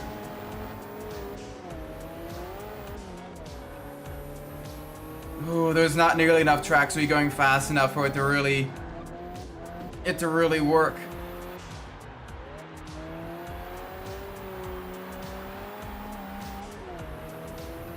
Oh, and across the line. Holy mother of all that is mothers. So it didn't cook? Yeah, like I said, send me like a DM of like what you got, and I can probably figure out something. And see if I can come up with a recipe, or if I have a recipe already.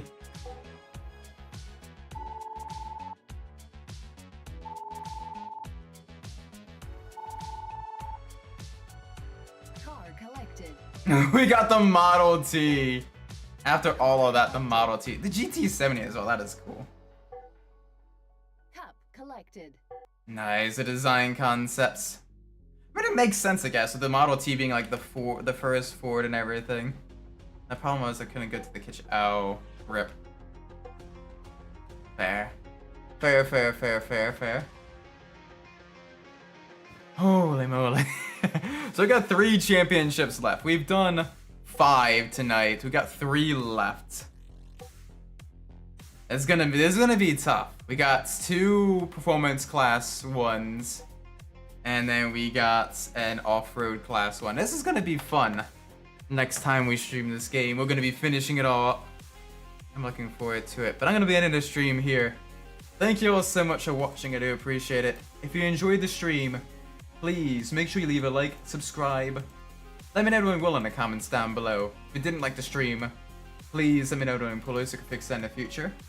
With that being said, I've been Isaac Umbras, and wherever you're in the world, whatever time it is for you, may it be a great time. And I will see you all in the next stream. Until then, take care everybody. Bye bye!